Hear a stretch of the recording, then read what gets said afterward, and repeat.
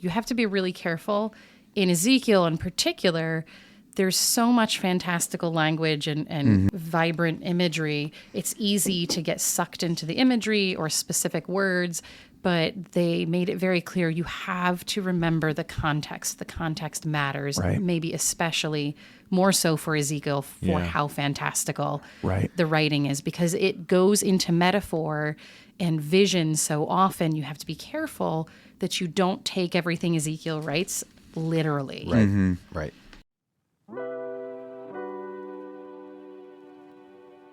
Welcome to Cross Connections, Season 2, Cover to Cover, as we read along with you each week and discuss the Bible from Genesis to Revelation. Cover to Cover is hosted by Rick Morley, Elliot Van Hoy, and Natalie Hill.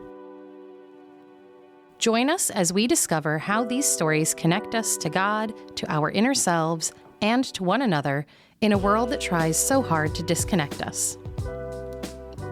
Welcome back, listeners. We are still in the Old Testament here in Cross Connections, but we have made it to the prophet Ezekiel.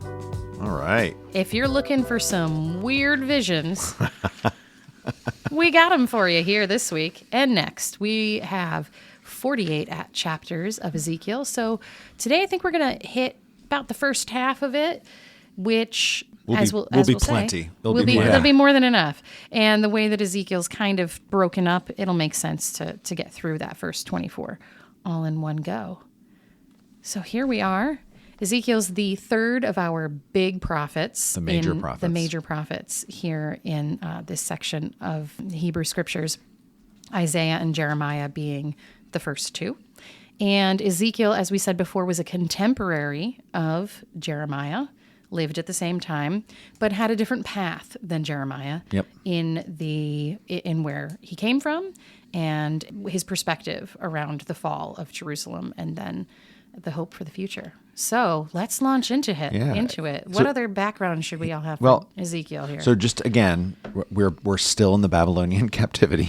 Like we're still doing this. Right. And Ezekiel appears to be a priest and is exiled from Jerusalem in one of the first waves of exiles. So he actually leaves Jerusalem before the temple is destroyed. So Jerusalem isn't destroyed yet, temple's not destroyed yet, but he leaves. And so he is criticizing what's going on in Jerusalem, but he's doing it from Babylon, which is kind of wild.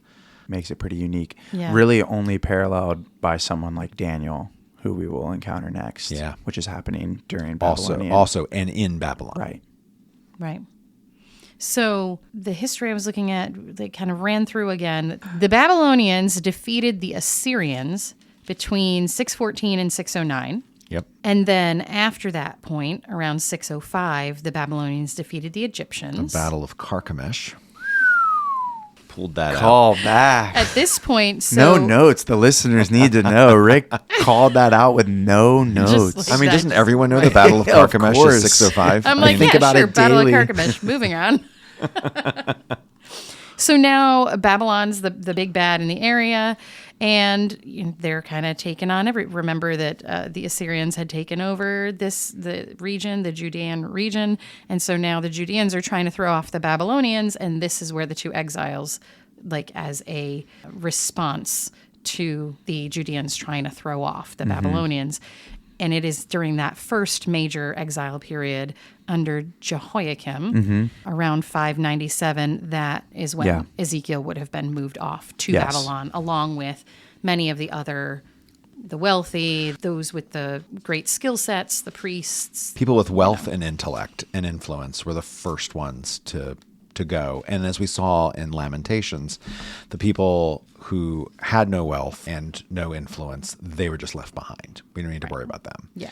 We just worry about the important people. Yeah. Right. And so then those folks were still left by the time you get to Zedekiah, who had been Babylon's puppet king, decides to try to throw off the Babylonians. Again, that's 586. That's when the Babylonians say, well, now we're just going to wiping you off. We're going the to face wipe of the you map. off the face of the planet, as it were. Yeah. And I just want to make a comment real quick because we've covered this history quite a bit. Obviously, when we first encountered it around Kings, and we've had to recover it throughout most of our episodes on the prophets. And if you're kind of just getting exhausted of hearing about Jehoiakim and Zedekiah and Assyria and Babylon and Egypt, I think it's worth noting that this would have been intimately familiar history with the people reading Jeremiah and Isaiah and Ezekiel. And the very understanding of the book was bound up in this history. And so that's just a way of saying, if you're getting a little tired of hearing it, I understand. Yeah. But it is critical for understanding what these works are about. Yes. So thank you for re-sharing. And I will say, I was joking to someone just the other day, as someone with 2 degrees in these topics, I have a hard time keeping straight the history and the dates and the names. Totally. And so it's just worth continually reminding ourselves of it. Yeah. Yeah, context is everything. And the notes that I had in my NRSV indicated, like, you have to be really careful. In Ezekiel in particular, there's so much fantastical language and vibrant imagery. It's easy to get sucked into the imagery or specific words, but they made it very clear you have to remember the context. The context matters, Right. maybe especially more so for Ezekiel for how fantastical the writing is, because it goes into metaphor and vision so often. You have to be careful that you don't take everything Ezekiel writes literally. Right. Right.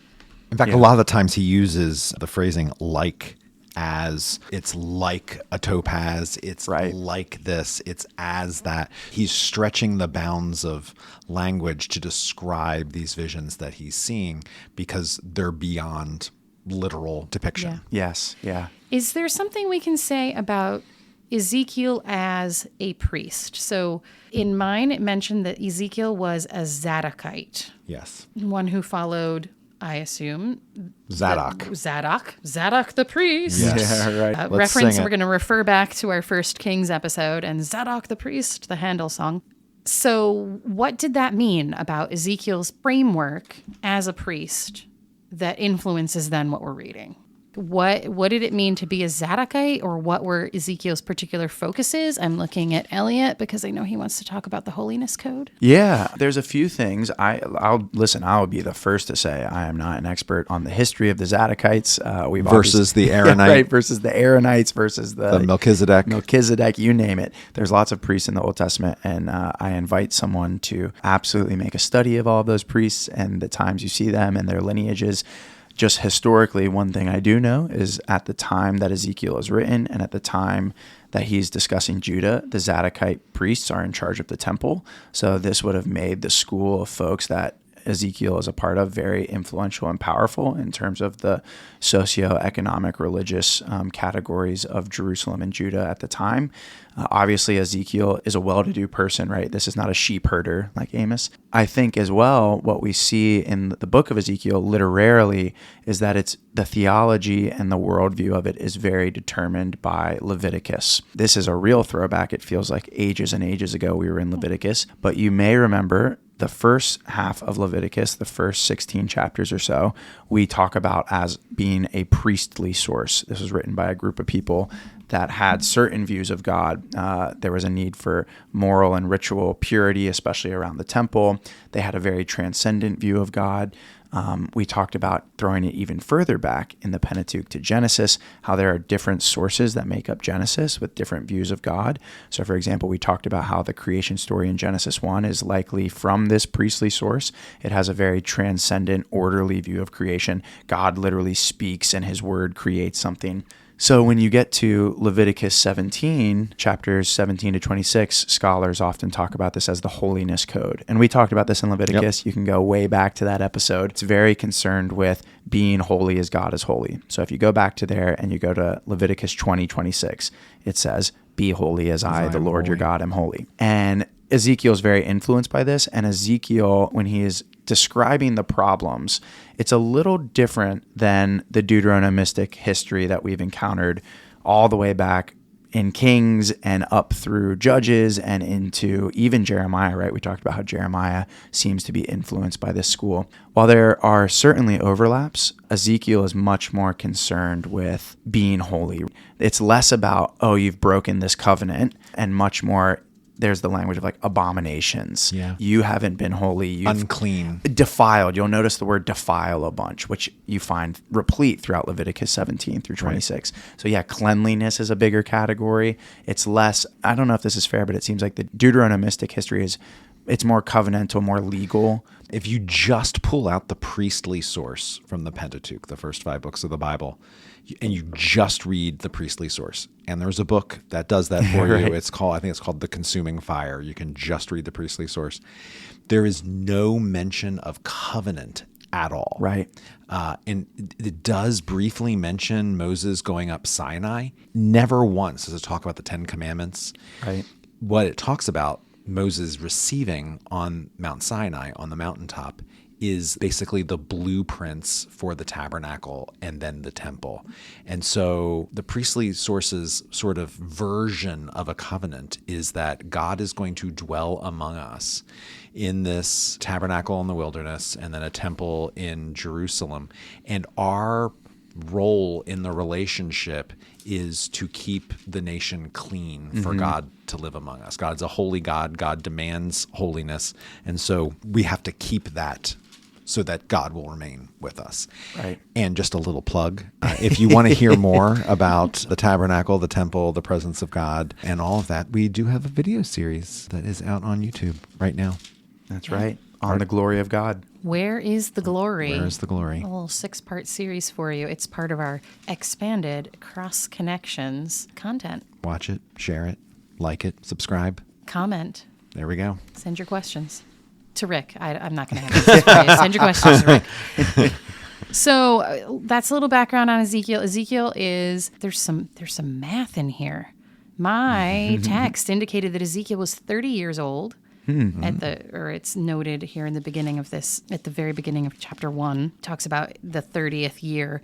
The notes indicate that meant his 30th year. Yeah. This would have been about the time that Ezekiel should have been taking over priestly duties. However, they're in exile, and so he doesn't really get to be a priest. So instead, This is where he's trained to be a priest, but has now been called by God to be a prophet. In a place where there is no temple. Right. In a place where there is no temple, because he's in exile. So that's Yeah. interesting to me. And then it goes right into these fantastical vision. I want to talk about just the opening paragraph. The end of the first verse, we get one of the key messages of Ezekiel. And I think this message would have shocked and startled its first listeners, first people who read this book or heard this book.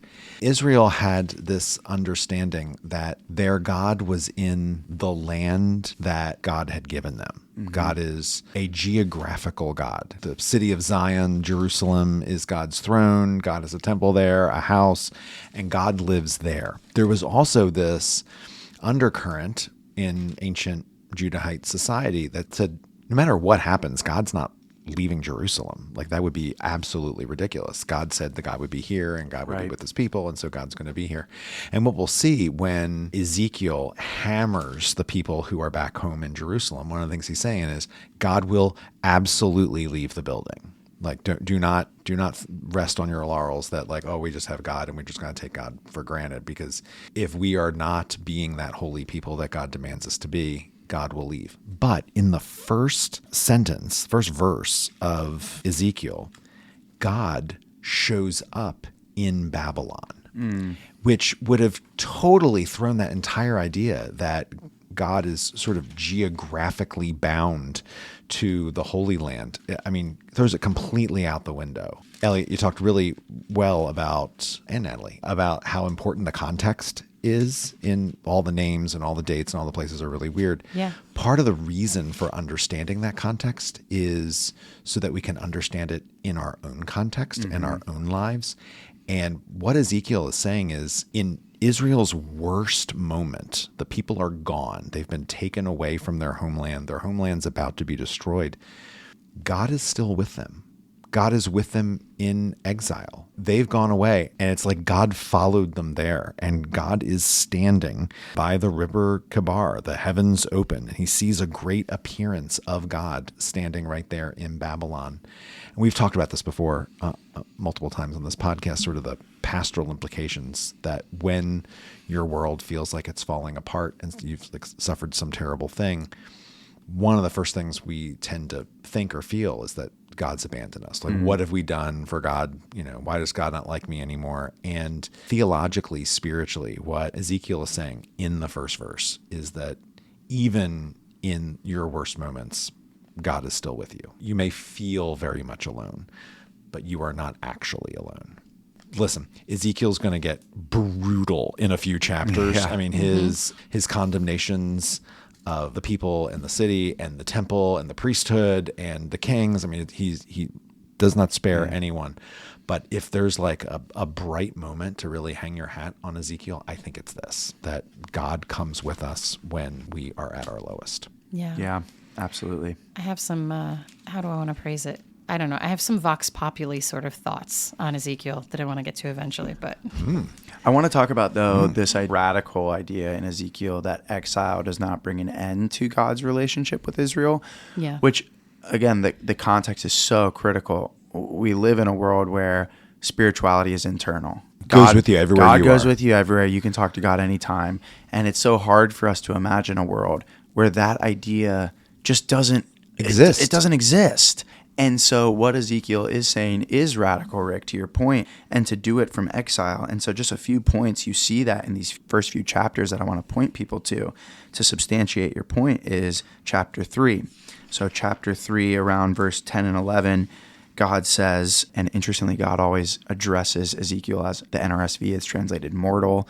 I'm not sure how other translations, yours might say son of man or young man. Yeah, son of man was one of the things. I made a note about mortal meaning son of man because I know that son of man gets used for Jesus later on, A little so. confusing, which is I think why NRSV opts for mortal. God comes to Ezekiel and says, hear these words, receive them, go to the exiles, to your people, and speak to them. Say to them, thus says the Lord God, whether they hear or refuse to hear. It's important to recognize this message is specifically from God for the people in exile. And then, as you can imagine, as these people are in exile, the claim from those still in Judah would be, oh, well, look, they're the ones that God has punished, that God has cast off. We are still here, right? Like, we still have the temple. And when you get to chapter 6, there's this significant condemnation of Israel. Ezekiel's turning to the mountains themselves and saying, God is going to ravage the ravines and the valleys. I will bring a sword and destroy the high places. And then you get to verse 8, but I will spare some. Some of you shall escape the sword among the nations and be scattered through the countries. And then basically there's this claim of, I will still be with you. Ezekiel is almost reframing what the exile means for the people in exile. There's another moment, last one I'll reference, though they're scattered throughout, you can find them, is chapter 11. And this is around verse 16 down through 21 or so. Though I removed them far away among the nations, and though I scattered them among the countries, yet I have been a sanctuary to them for a little while in the countries where they have gone. Radical. I mean, radical. Sanctuary, meaning temple. Yeah, a sanctuary. So remember, there's the whole theology of the sanctuary. There is one sanctuary. There is one place where you're allowed to worship. But what God's saying here is that, the sanctuary in Jerusalem is about to be destroyed or already is destroyed. But I've set up like a small sanctuary. I've come with you. Yeah. I'm traveling with you again. In some sense, almost like a new tabernacle, perhaps. Yeah. Because then there is this promise that I will gather you from the peoples and assemble you out of the countries where you've been scattered, and I will give you the land of Israel. All this language is very powerful, magisterial, monarchical. I've done this. I will do this.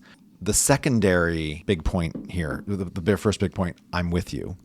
The second big point is, and I'm actually in charge. Right. And for a people who have had their entire agency taken away, their freedom, their home, they must have felt utterly powerless. Right. And yet God's saying, actually, your God is still in charge. Right. And again, you get this right from the first chapter. Verse 4, I saw there a hurricane wind come from the north, a great cloud with fire consuming itself with its brightness all around, with a very I'd love to know what your translation says. With a very gleam of electrum from inside the fire. The 4 creatures, they had 4 faces, 4 wings. It's this like wild and powerful vision. Like if you want to know where the power in the world really, in the universe really is, it's with God. And where is God? With you in exile. Yeah, absolutely. The translation in the NRSV of verse 4 is something like gleaming amber. And then in the note it says Hebrew hashmal, perhaps molten metal. Wow.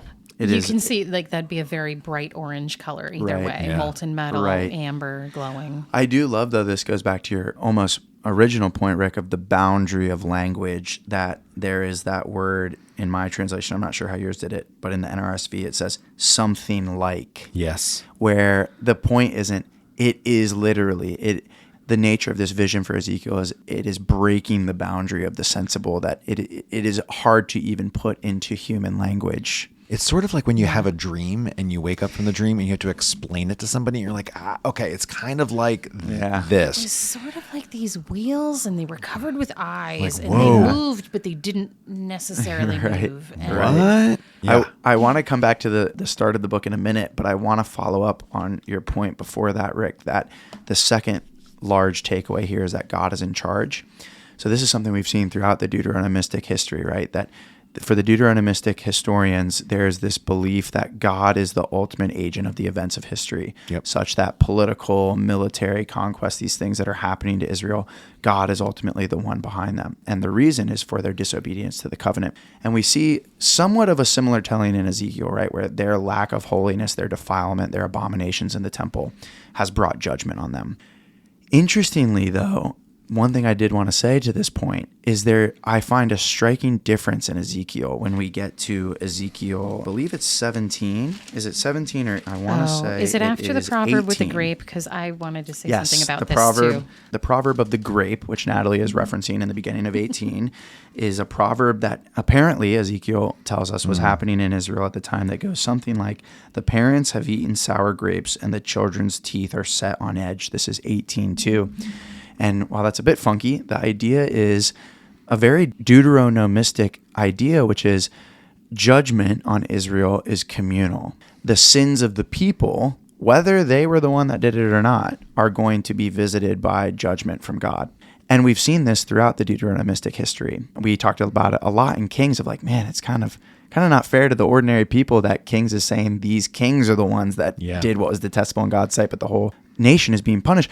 Now, granted, while it's hard for us to understand, that is a very common ancient idea. There wasn't an idea of individual rights. There wasn't as much of an idea as individual responsibility. When someone in a family did something, the whole family was responsible, right? These are honor and shame-based societies. These are societies where judgment is very much a communal process. Ezekiel, as the latest prophet, it seems to be, for whatever reason, a development of this idea where all of Ezekiel 18 is dedicated to this idea that sin and punishment are individual. Yeah. So when you get to 18:4, know that all lives are mine, the life of the parent as well as the life of the child is mine. Conclusion, it is only the person who sins that shall die. And then you get into all of this. Chapter 18 is actually one of my favorite chapters of the book. You get into all of these specifics, and this is again where you see this idea of the holiness code, all of these specifics about the way people can act.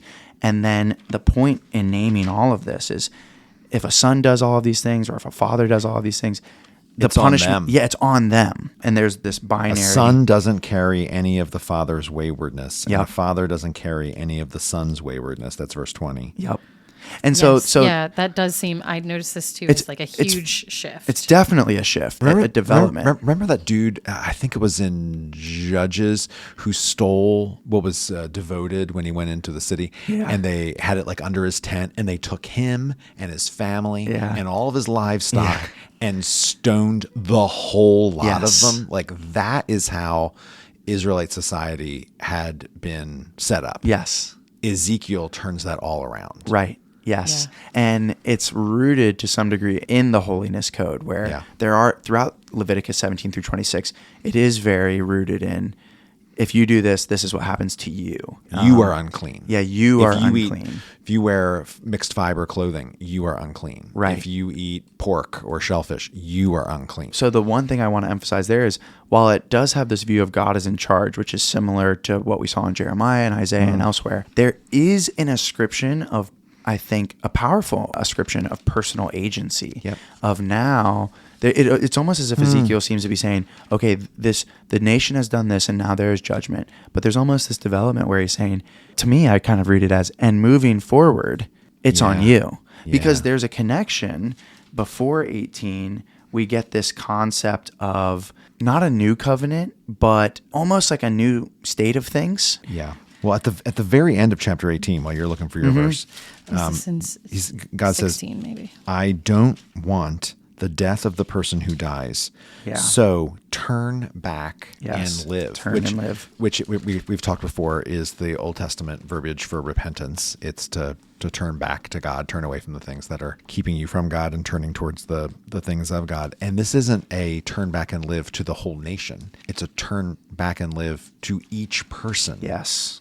In the nation. Yes. Yeah, cast away from you all the transgressions that you have committed against me, and get yourselves a new heart and a new spirit. Why will you die, O house of Israel? For I have no pleasure in the death of anyone, says the Lord God. Yeah. Turn then and live. That's the end of 18. That's the end of 18. And notice what you just started reading before the turn and live. It was about a new heart. Yeah, a new heart and a new spirit. Yes. Similar to Jeremiah, though he never calls it a new covenant, this is picking up on language Ezekiel first uses in chapter 11 when I reference the remnant, how he's shifting this idea of exile from punishment to actually God is doing this. He's a sanctuary. And so in chapter 11, right after that section about the remnant, you get to verse 19. I will give them one heart and put a new spirit within them. I will remove the heart of stone from their flesh and give them a heart of flesh. Why? Verse 20, so that they may follow my statutes and keep my ordinances and obey them. Then they shall be my people, and I will be their God. But as for those whose heart goes after the detestable things and the abominations, I will bring their deeds upon their heads. So even there, while it's still using plural, more communal language, it is very much like each person has a choice. You can follow, I will give you this new heart and you can follow me, or you're going to continue to follow these abominations and you will receive judgment.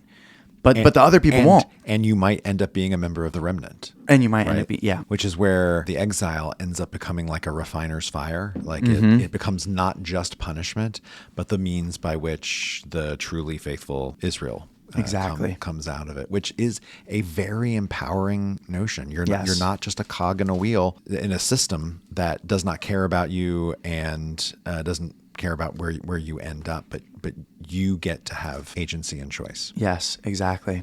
Interestingly, Rick and I talked about how for the holiness code, covenant is very much subordinated to holiness.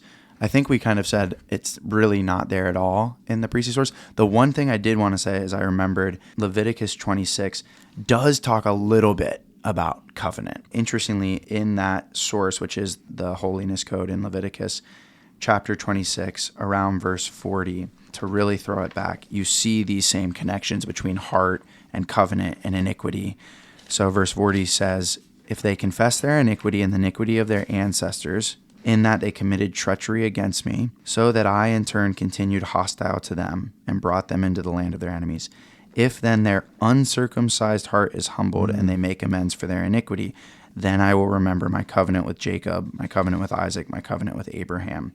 And it kind of goes on talking about the land being desolate, but God is going to bring them back into the land because he is the Lord. And then here are the statutes and ordinances. Interesting. Yes, so there's like a little bit of that covenant language in there and the restoration of the heart. If I could just say one last thing about that Leviticus section, because this is all happening on the fly.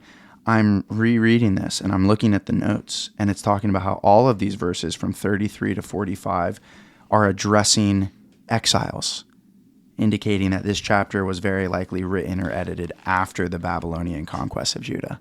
Oh, interesting. Which is a great, because again, we have to remember, even though we're going far, far back to Leviticus, it's not like we're actually going chronologically back. Really important for people to remember this. Like these sources of the Old Testament, many of them were written very late. And this seems to be a source that was actually probably written by this same school of people that Ezekiel is a part of. We've been in the Hebrew scriptures all year. Yeah. It is the beginning of September. I know. And we have been in these scriptures And we're going to all spend year. like 4 days, four weeks in the New Testament. And they were basically all written. Right around the Around same this time. Around time. the same Yeah. time, all Right. written during the Babylonian exile. Yes.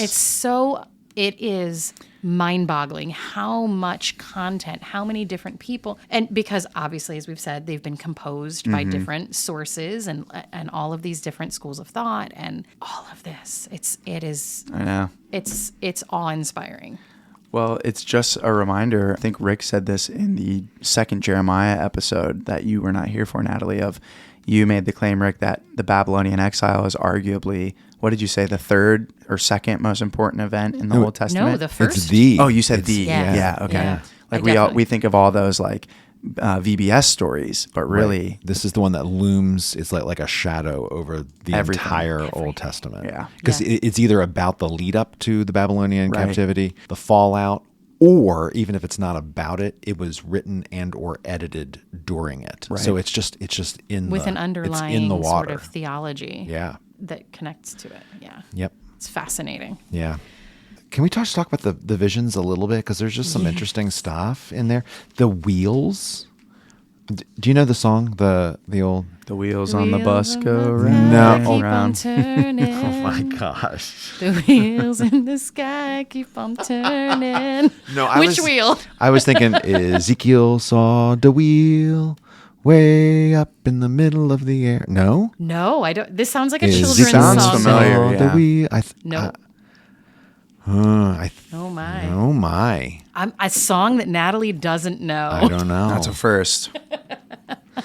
No one knows exactly what Ezekiel's getting on here about wheels and wheels turning within wheels. Big wheels Covered keep with on turning, eyes. carry me home to see my kin. Keep You know going. that one? No. But keep Sweet going. Home Alabama? Oh, Are you kidding me? Okay, I got it. He just Come didn't on. recognize I that did. pull out Yeah, right there. right. But no, I got that one.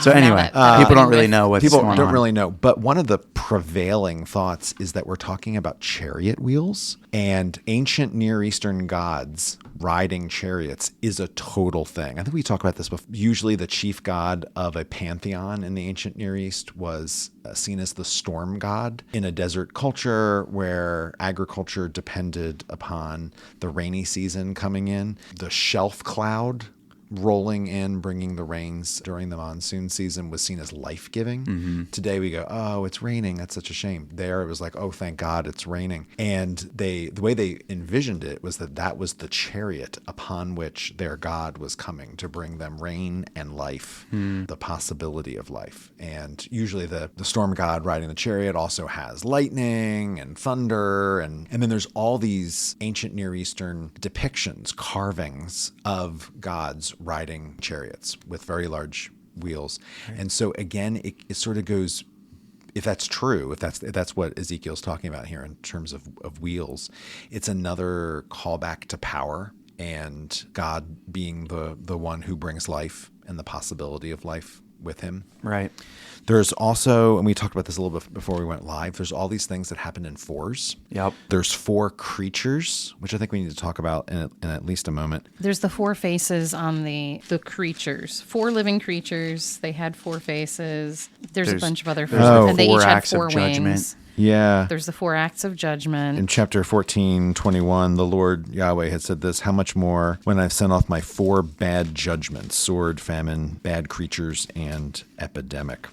4 is a big deal in the ancient Near East. There were said to be 4 winds, 4 corners of the earth, 4 directions on the compass, north, south, east, west. And so it seems to be an elemental thing. When we talk about 4, we're talking about something that is like hardwired into creation. There was a discussion in the early Christian church about why we have 4 gospels. And like that's a great question.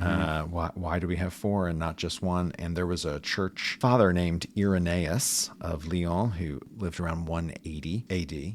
And he argued, quote, just as there are 4 winds and 4 corners of the earth, so too there must be 4 gospels to encompass the whole world. And so he's saying that like 4 is elemental.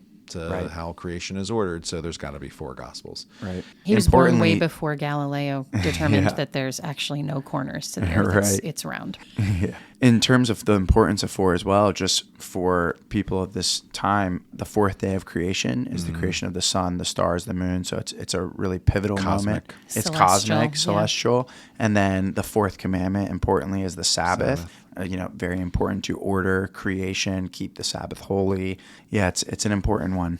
Speaking of the 4 creatures, we have 4 faces, Yeah. and the fact that there are 4 gospels. You may know this, but each of the gospels, Matthew, Mark, and Luke, and John, are assigned one of these faces as their primary symbol. Here at St. David's, the only place we have stained glass in the whole facility is in the Harrison room, and they are 5. But there are 4 medallions of the creatures that line up with the Gospels. So John is the eagle, Yeah. Mark is the lion, Luke is the ox, and Matthew is the angel or the man. Do we know why? I'm sure there's a really good answer for that, but I do not have that off the top of my head. I do know that the lectern in many churches Is an will eagle. have an eagle. Yeah, which is definitely a callback to John's gospel as sort of, it's the first among equals of the gospels, or at least treated as such.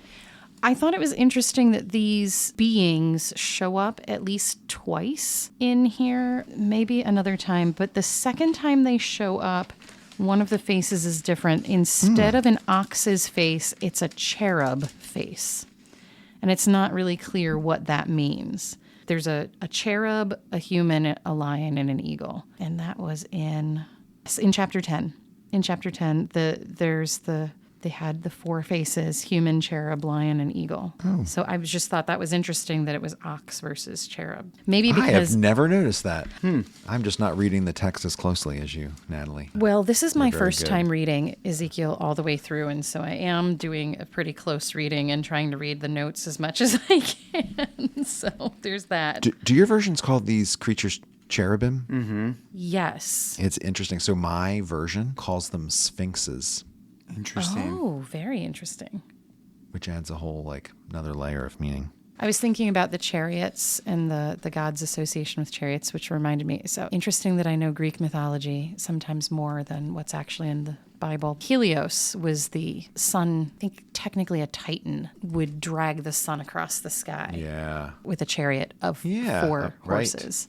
And I believe there's another... 4 horses. There's another... 4 of 'em. 4, right? 4. Now, I might be mixing this up with... There's something... I'm going to have to look it up. There's another god with a chariot that I thought it was like cows or bulls, at any rate.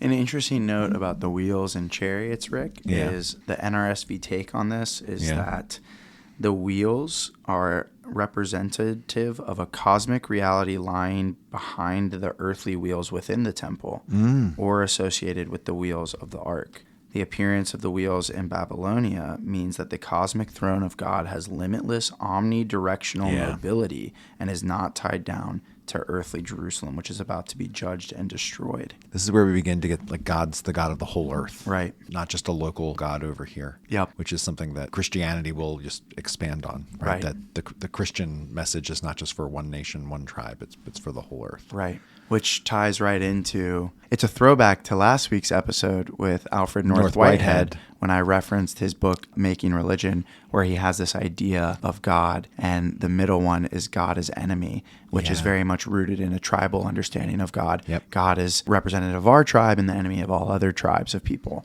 And when we get to God as companion or friend, it's very much a more cosmic, universal understanding of God as the companion of anyone. I wanted to correct something about my cherub note. In 10, they do make a note in this NRSV study Bible that some cherubs were bovine.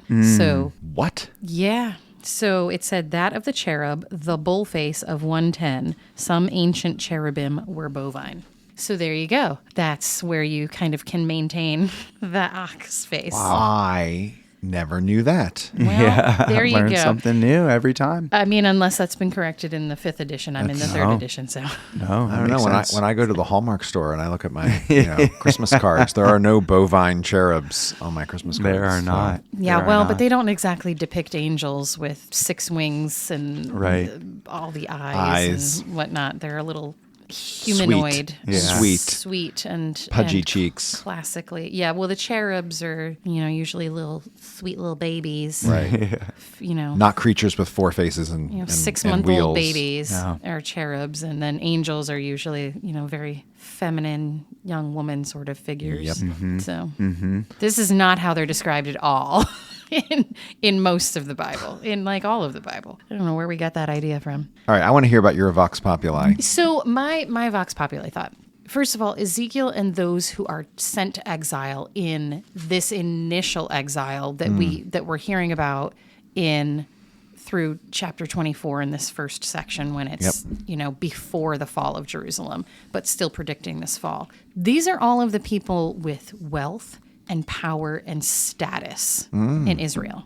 They have been removed. Yep. He's offering them the chance to be able to go back and be restored. But the everyday person got left behind in Jerusalem to witness the total fall and destruction and be slaughtered.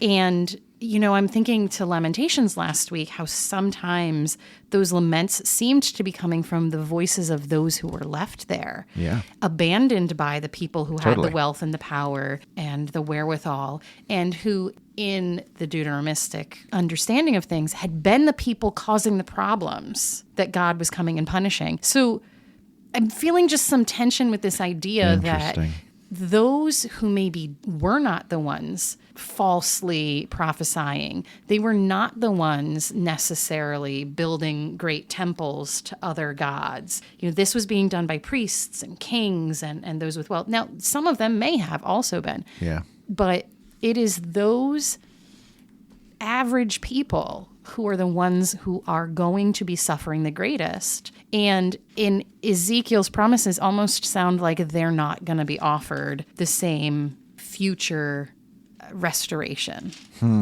Because they're not the ones who were sent out into the places and they'll be gathered back up again. They'll be the ones slaughtered and who suffer pestilence and famine and whatnot.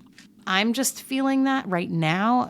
We haven't gotten through the whole of Ezekiel. Some of that language might be lighter. Could be that that's kind of not even the point of view. People aren't really thinking about those people who got left behind. I think one important thing to consider, I think this is definitely a very fair point worth considering historically. It's hard to know the exact historical situation because of Ezekiel's own location. So remember, in this first deportation that happened before the fall of Jerusalem around 597, Ezekiel is in this first wave. There's going to be a more total destruction in 586, more people, and then there's potentially even a third wave of deportations in 581. So 3 waves. It's hard to know what the actual socioeconomic makeup of all of those waves were and who was actually left. But I will say, when Ezekiel in this first wave in 597 is talking about Jerusalem, he's absolutely still talking about wealthy, royal, priestly, prophetic people in Jerusalem. Because he talks about the false prophets that are in Jerusalem saying certain things about the people in exile. And you can see that in the text, for example, in chapter 11. There are these men in chapter 11, Jazaniah, Pelatiah, these people. Officials of the people who are still in Jerusalem. And they're saying certain things. And God is telling Ezekiel to prophesy against them. And then when we go all the way down to verse 14, then the word of the Lord came to me. Mortal, your kinsfolk, your own kin, your fellow exiles, the whole house of Israel, all of them are those of whom the inhabitants of Jerusalem have said, so the people still in Jerusalem, they have gone far from the Lord. To us this land is given for a possession. Therefore, Ezekiel say, thus says the Lord God, though I removed them far away among the nations, and though I scattered them among the countries, yet have I been a sanctuary. We already read this passage. But it was important to include the first part of that passage because, importantly, what Ezekiel is relaying to us is there seems to be, and we don't know who in Jerusalem or what the makeup of this group was, but there seems to be people after this first wave that are now saying, oh, these people were the problem.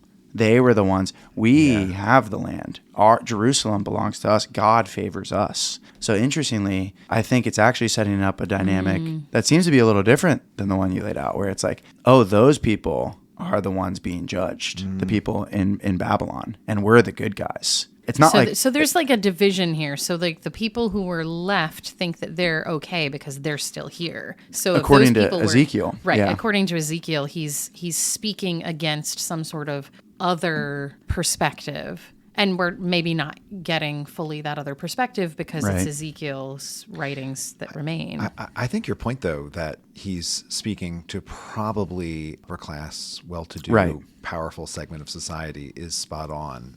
I do think, like in chapter 16, he turns the tables and takes the opportunity to speak to the wealthy, well-to-do.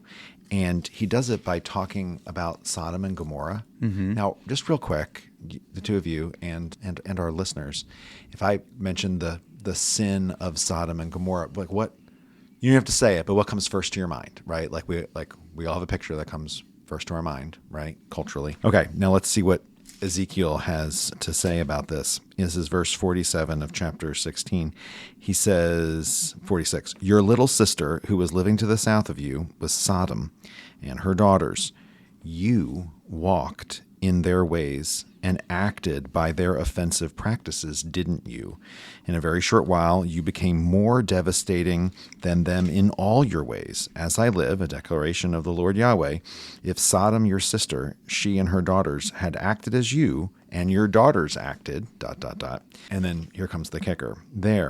This was the waywardness of Sodom, your sister. She and her daughters had majesty, plenty of bread, and calm peacefulness, but they didn't take the hand of the humble and needy. They were lofty and did something offensive before me, so I removed them, as you have seen. So two things here. One is it totally turns our more modern understanding of what Sodom and Gomorrah is all about completely on its head. There's no mention of sexuality here at all. No. And in this part of Ezekiel, if he is indeed speaking to a powerful, wealthier group of Judahites, he's hammering them because they are following in Sodom's ways and not caring for the lowly, the poor, the needy. Yeah. And as if by saying, and that's why this has happened to you.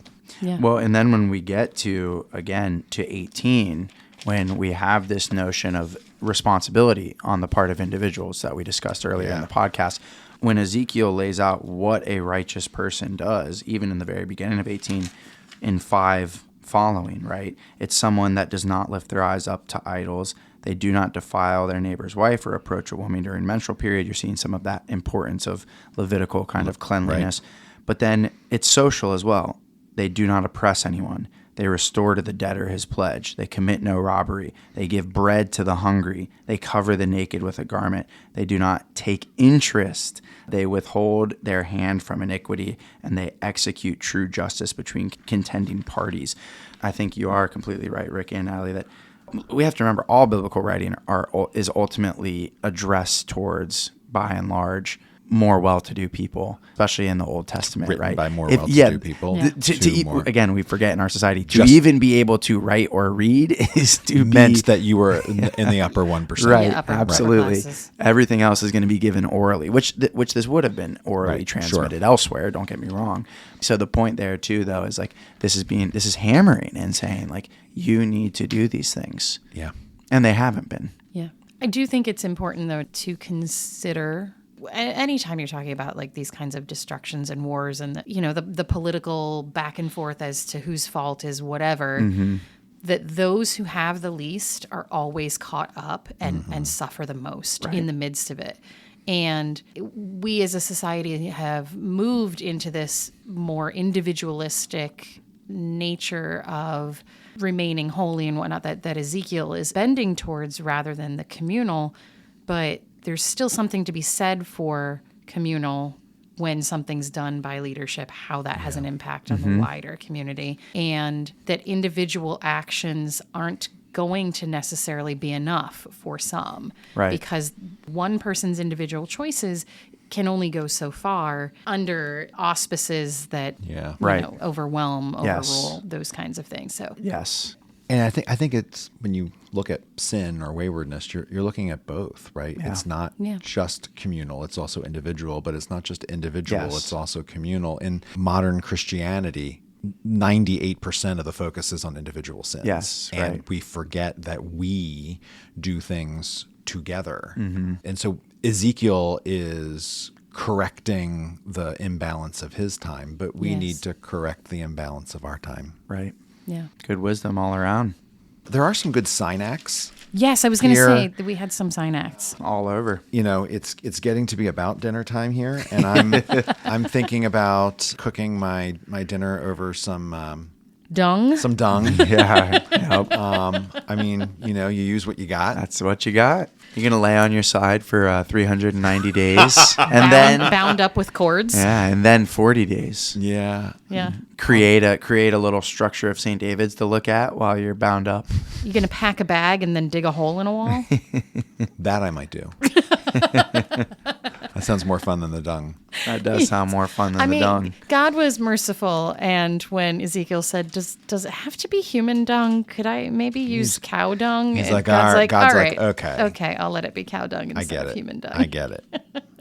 Yeah, I mean, so Ezekiel as a sign act. Did you guys talk about sign acts? I mean, we talked Yes. about We did, but let's remind people just Isaiah. in case In they Isaiah. didn't listen to where Isaiah. the prophet acts out either the iniquity of the people or acts out the judgment that will be upon the people. And so it's almost like guerrilla theater. I mean, Ezekiel, he just lays down or he starts cooking and people are like, hey, what is that? That's really weird. And kind of disruptive. It's intended to disrupt people's understandings Absolutely. or what's going on in yeah. some way. And So people are that, really draw attention. What is this? And he's like, oh, this is God's judgment on you. I'm doing this. Like I'm showing you this.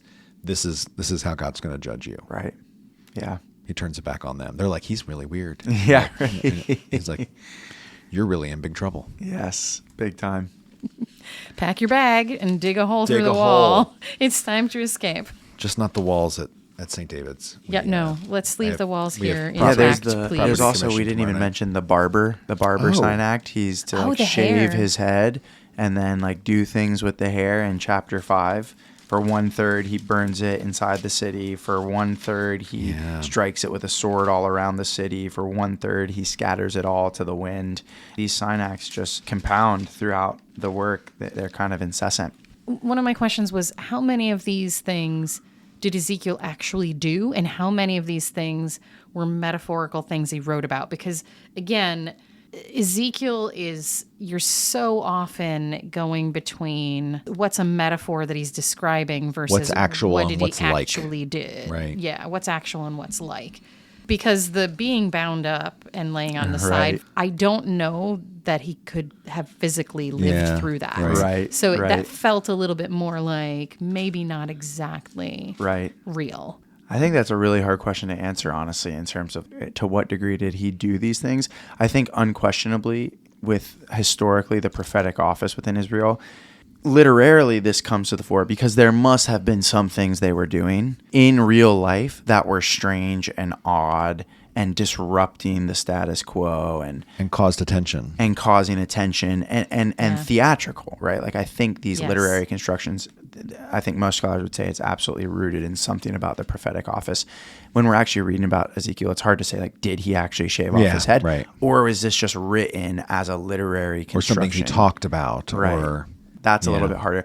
On a random note, not random, but connected to what you said, but a little bit random. I think one of the things really fascinating to me about Ezekiel literarily in terms of what scholars say about it is with both Isaiah and Jeremiah, there is this view that these prophets, they did things orally. These things they were doing, they were speaking these things.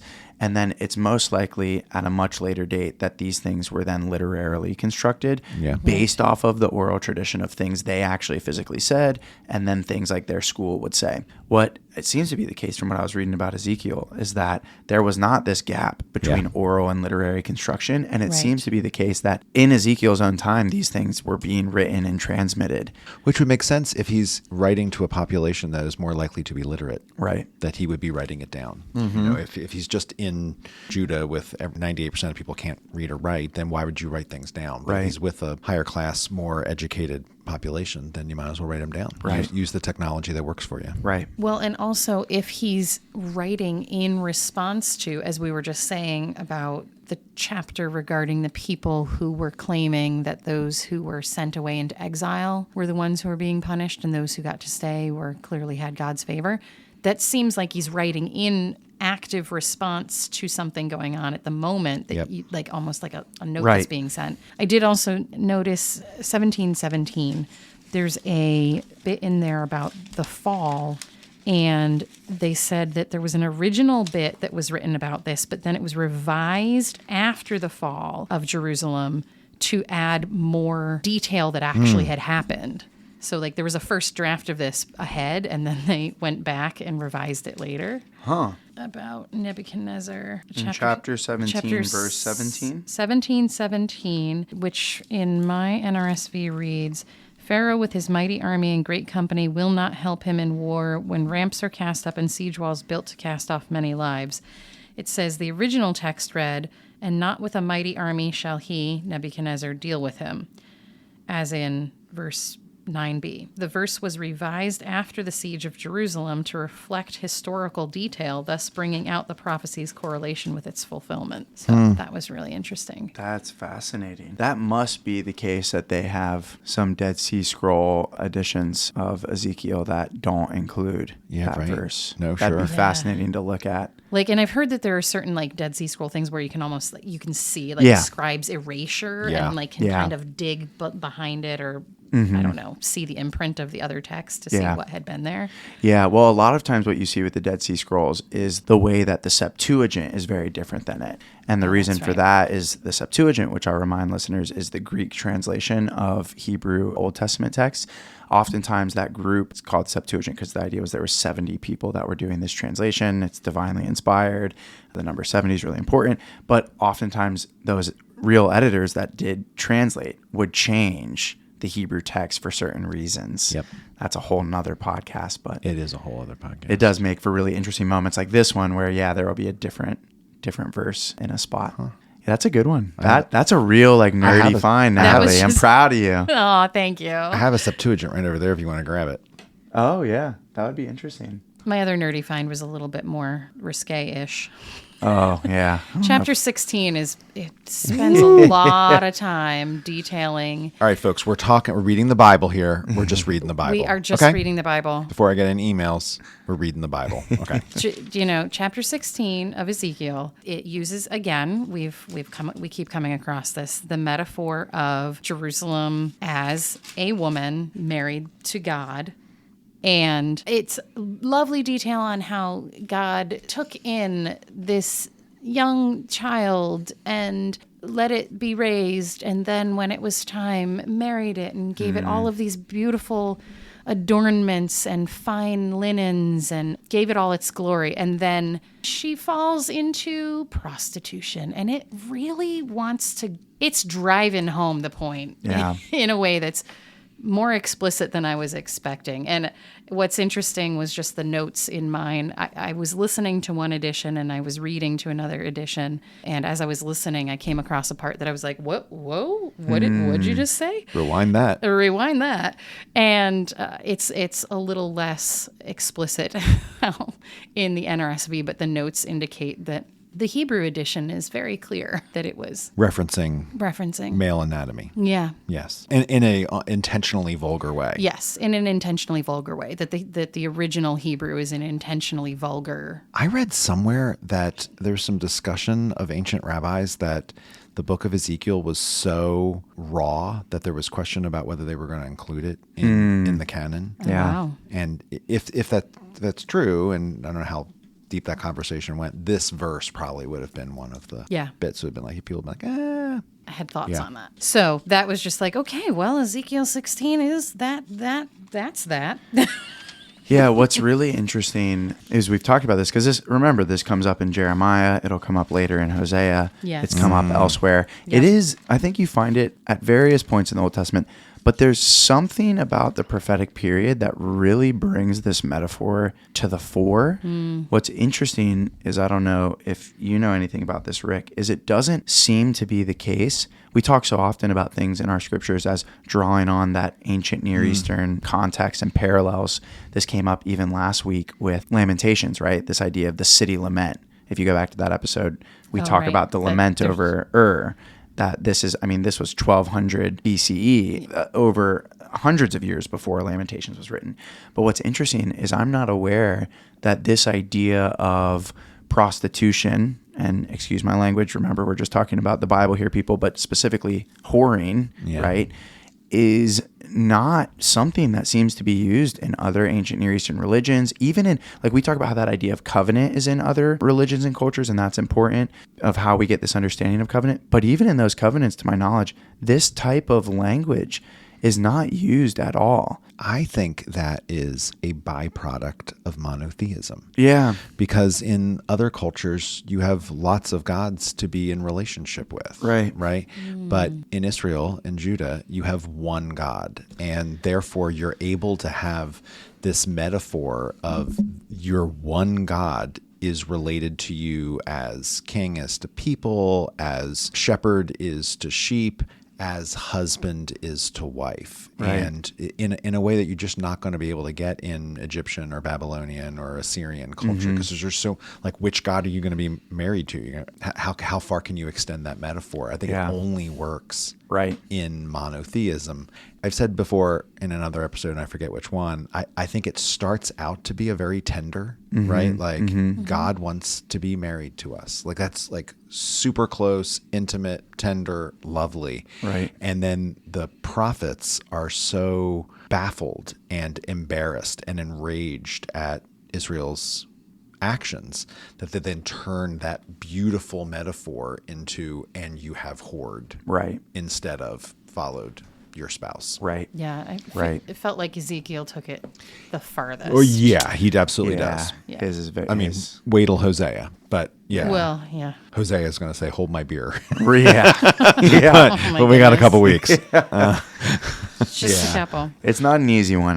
Not to cop out, but I think this is one of the moments that, to me, understanding the historical rootedness of these texts is important. The gendered nature of this metaphor. Yeah. It is important to remember this comes to us by way of a patriarchal society. And we have to acknowledge and recognize the way our cultural contexts, we do often project them up onto God. Yeah. And so if anything, sometimes the lesson for me from these texts, and this is just me, if you don't read scripture this way, that's okay. I think we can have a dialogue about it. But I think they do teach us as counterexamples ways that it is often unhelpful to image God. Yeah. Like I do not think it is helpful categories to image God as a spouse, and when we do things wrong, to image ourselves as quote unquote whoring, unfaithful women, right? Like I just think these are ultimately negative categories, but that's just me. Yeah. It keeps going on. We've got more Ezekiel to come. Ezekiel makes a turn. So Ezekiel should make a turn. Yep, because next episode is a little more hopeful. Right, because what we're reading now up through chapter 24, these are prophecies against Judah and Jerusalem before the fall. Yeah. To keep in mind that it has not, in Ezekiel's writing, by the time we get to 24, Jerusalem has not had its final fall yet. The temple has not been fully destroyed yet. Shortly in the later half, that will happen. Ezekiel's writings and things like that will shift. Isaiah makes a similar thing. The early chapters of Isaiah are heavy on judgment because the judgment hasn't happened yet. Yep. And once the judgment happens, Isaiah makes a total shift and goes from this is coming and you deserve it to you are God's people and God is your God. Yeah. And Ezekiel, after the final judgment on Israel, will make a similar shift in tone and hope. It does go into some judgment against other nations first. Yeah. So we're going to journey through some judgments against other nations. It's much more fun when we judge other people, though. And then when we get to chapter 33 next week, we'll be moving into the prophecies of restoration. Mm-hmm. Yeah. Yay, we have a high note to look forward to next week. Looking forward to it. All right. We'll see you all there. Thank you for listening to this episode of Cross Connections Cover to Cover. New episodes drop each Wednesday. Please be sure to follow or like us on your favorite podcasting app to find us easily each week, or join us on our email list at stdavidschurch.org/crossconnections. If you have questions for us, you can call us at 484-588-5656 and leave a voicemail with your name, where you're from, and your question or comment. Please note, we may use your recorded voice in an upcoming episode of Cross Connections. If you like what you hear, we'd love if you would share this with your friends and rate us in Spotify and Apple Podcasts or whatever other app you're using so people can find us as well. Don't forget to visit our show notes for the year's reading list and any other resource links we've mentioned. Cross Connections is a ministry of St. David's Episcopal Church in Wayne, Pennsylvania. Season 2 Cover to Cover is hosted by Rick Morley, Elliot Van Hoy, and Natalie Hill. Logo graphic design and podcast production by Natalie Hill. Stock media music provided by Marscott and Mood Mode Pond 5. You're welcome to learn more about all of St. David's worship and ministries at stdavidschurch.org. There's like the 4 things, and I was like, that sounds like the 4 horsemen of the apocalypse. The famine, pestilence, the plagues. Plague, whatever. Right. So it's 14:21. When I send upon Jerusalem my 4 deadly acts of judgment, sword, famine, wild animals, and pestilence. Oh, nice catch. I saw the Fantastic Four. It was a good. It was a good movie. Oh yeah. By the way, did you see K-pop Demon Hunters? I yet? watched K-pop Demon Hunters this Did you? weekend. I don't have Netflix. Oh, bummer. And so, what were your thoughts? I had a good time watching it. Yeah, it's a fun one. It was much deeper than I thought it was going to be. That was my response to it, which is why I brought it up. Yeah. I was like, this is worthwhile. Yeah.